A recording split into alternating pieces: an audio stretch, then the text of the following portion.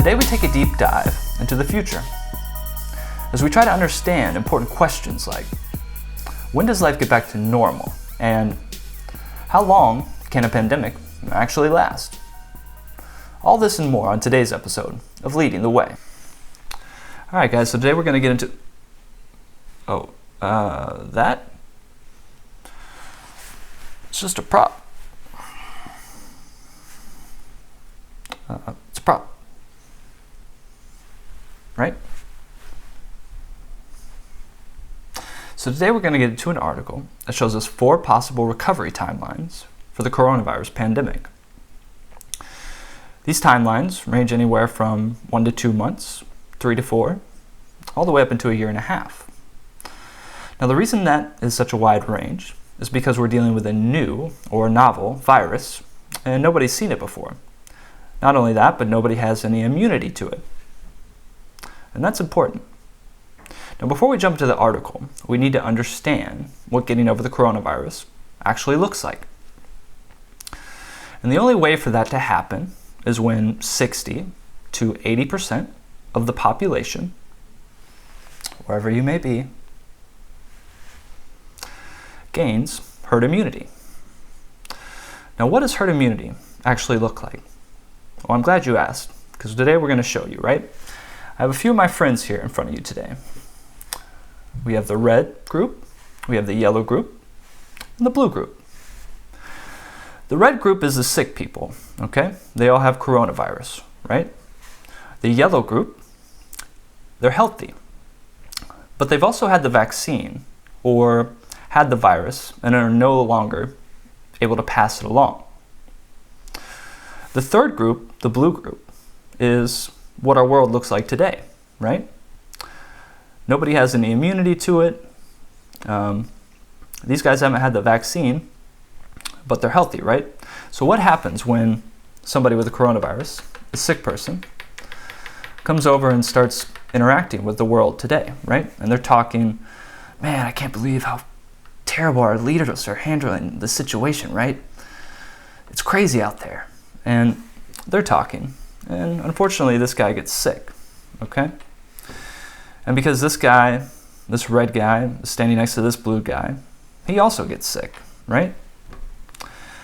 And that's what continues to happen as we go down the line. Nobody has any immunity to it, so they continue to get sick, right? Now what happens when we add somebody that's had the vaccine or had the virus and is no longer able to pass it along? That looks like this, right? Now we're going to enter one of our vaccinated people here.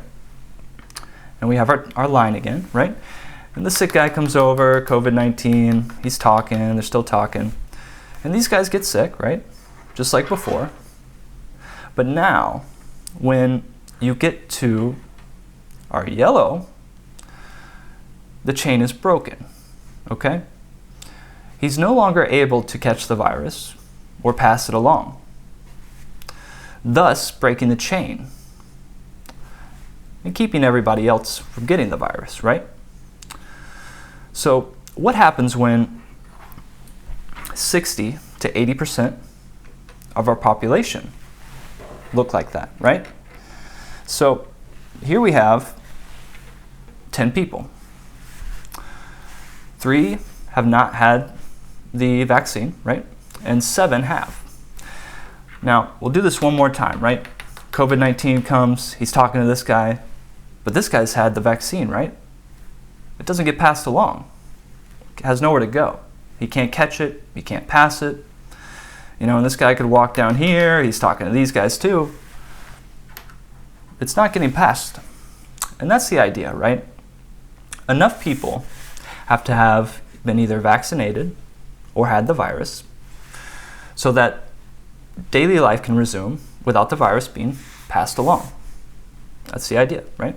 So let's jump into the article, right?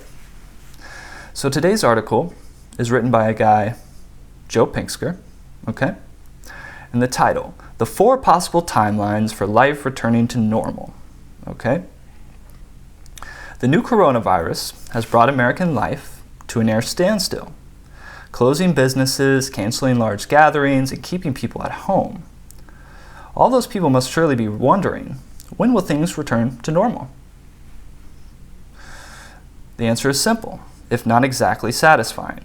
When enough of the population, possibly 60 or 80% of the people, are resistant to COVID-19, thus stifling the disease from spreading person to person. And that's the end goal.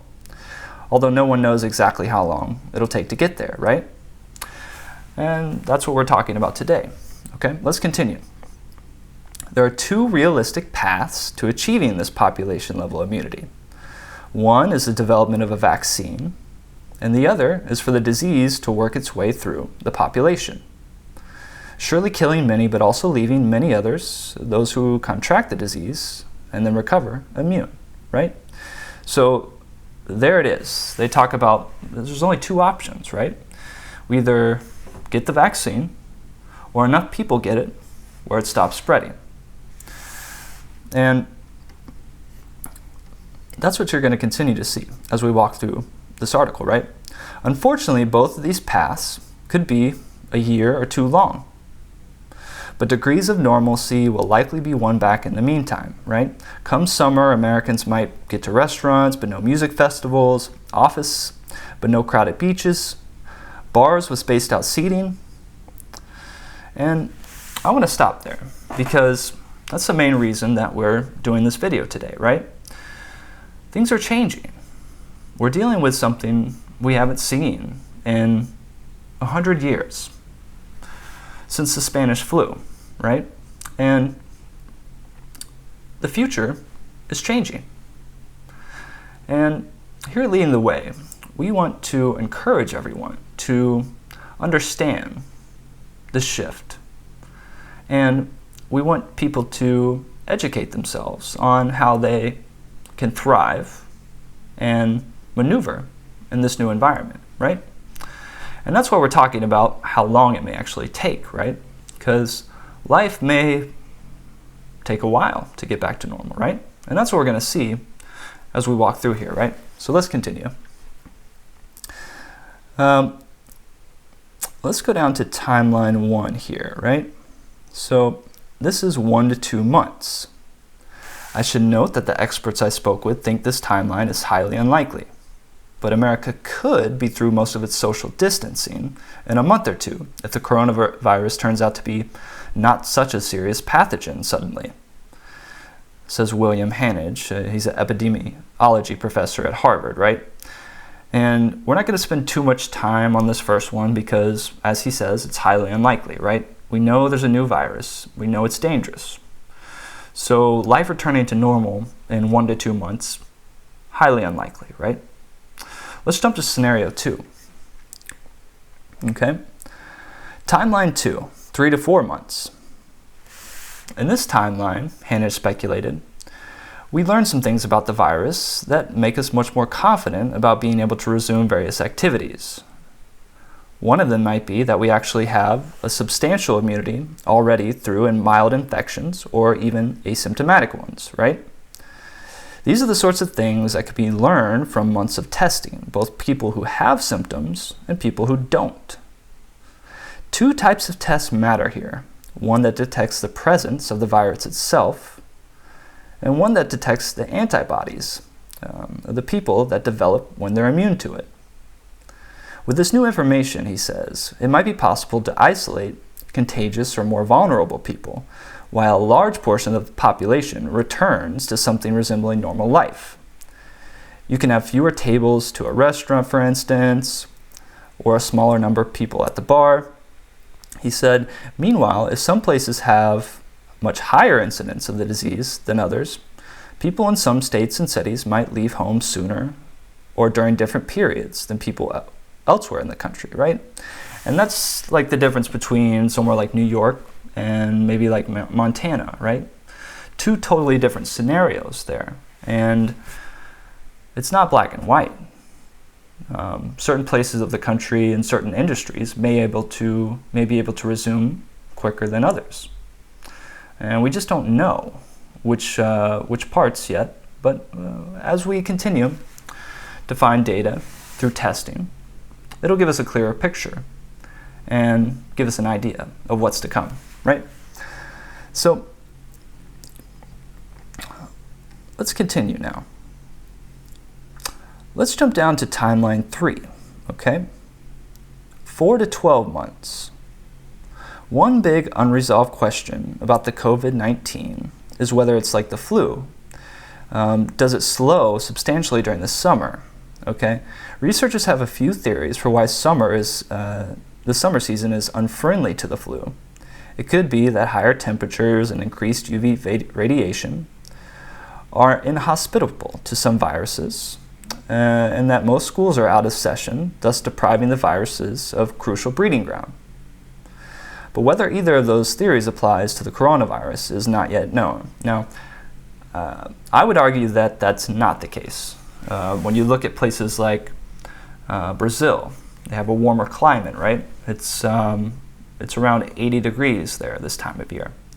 They have the virus, and it's spreading rapidly, just like everywhere else in the world. So this scenario, in my mind, is not highly likely, okay? So we're going to skip over this part where he talks about that universe. And we're going to go down here, okay? In the second possible universe, we don't get a summer reprieve, right?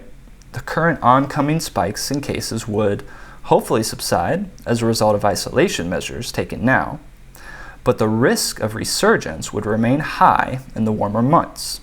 If the number of cases isn't falling significantly by mid-June, Neumeier said, that's how we'll probably know the virus isn't seasonal. So we'll know sometime around June, right? At that point, social distancing measures could be modified according to the situation. If another onslaught of infections appears to be approaching, Americans could be stuck where they are now. But if there's good enough data indicating that hospitals shouldn't be overwhelmed, the social distancing could be scaled back. And that's important to know, guys. If the hospitals could handle, if they can build more beds, more ventilators, increase capacity, then we may be able to return to normal. So be watching that. Be watching to see if that's happening, right? Once the current wave is dealt with, then some things might relax a little, Hanage said. More out of the house working and socializing might take place, but this would still be a world with rigorous hand washing, well-smothered sneezing, and generous amounts of hand sanitizer. In all likelihood, people who can work remotely or order food delivery would still do so instead of leaving the house. The fall can introduce some chaos regardless of the virus's seasonality. There's a small matter of the election, which is a potentially huge super spreading event, Hanage noted. He also worries that social media rumors of, say, people coughing near a certain polling place could cause the turnout to plummet. And of course, the flu will return around that time of the elections too, making it hard to tell without a test if any given person has COVID-19 or the flu. An ambiguity that isn't on us now during the tail season of flu. The election and the flu are reminders that all things happen under normal circumstances, including natural disasters. Summer and fall are hurricane and wildlife season too. Don't forget. That won't be put on hold, right? And you start to see how complicated this gets, right? The future, we can't really see it, but we can start to imagine if this virus continues through the fall, which it may. It's going to continue to make life very difficult. It's going to make elections very difficult. There's going to be a lot of controversy. There's going to be a lot of people that are angry. And we need to start thinking about that. And we need to be prepared, right? Let's continue. This is timeline 4, 12 to 18 months or longer. Amid everything I've described so far, the crowd-free baseball games, the bars and restaurants with spaced-out seating, and so on, researchers will have been scrambling to develop a vaccine. Now, spring of 2021 is about the earliest anyone expects one to be available. Anything faster would be world record lightning speed, Neumeier said. And that's true. I've looked into how long it takes to make a virus, and it can take a year. So the fact that they're getting this done in a year or 18 months is huge. They're speeding this along very rapidly because it's important. But it's still going to take a while.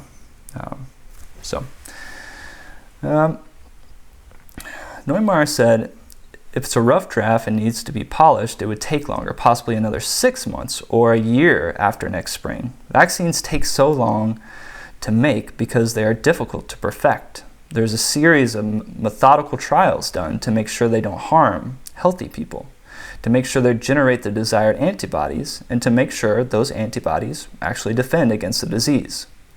These aren't overcautious bureaucratic safeguards. If researchers are making something that's going to be pumped into hundreds of millions, probably billions of people, they want to make sure it's right? So this could take a while, right? And even if a vaccine-less world, and even in a vaccine-less world, reaching population immunity means that the future outbreaks of COVID-19 should be far less damaging than the other ones in the U.S. is currently confronting. This virus might, however, remain threatening and continue to circulate, infecting people like the cold or flu does.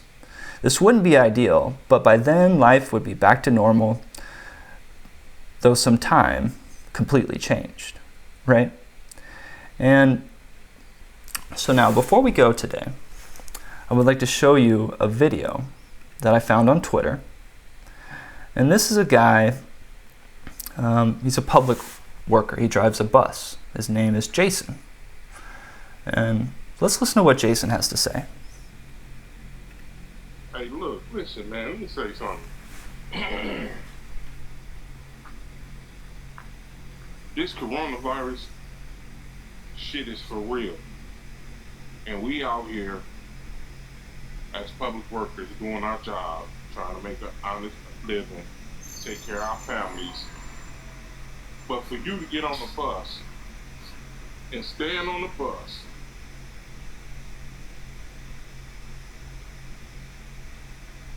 and cough several times without covering up your mouth, and you know that we in the middle of a pandemic, that lets me know that some folks don't care, utterly don't give a fuck. Excuse my language, but that's how I feel right about now. For a grown ass, you can see he's passionate about what's happening in his life, right? He's working, he's trying to provide for his family, he's driving people around in the public. And there's a lady on the bus who is coughing, who appears to be sick, and she's not covering her mouth, right? And he's upset about this. And I think that's okay to be upset.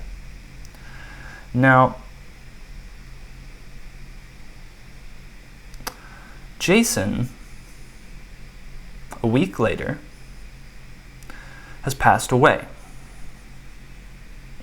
Okay? And you can see just above here, this is his union giving a shout out, saying they're mourning the death of 2 more members. And Jason is one of those members. Now let me be candid for a second. This needs to stop, okay? If you're going out into public and you're not covering your mouth and you're sick, you're putting people's lives in danger. Jason is no longer with us, and he has a wife that he's left behind. Here at Leading the Way, we want people to understand how serious this virus actually is. And we hope that everyone can start taking it a little more serious, because people like Jason, they matter. So, until next time, I'm David, and this has been Leading the Way.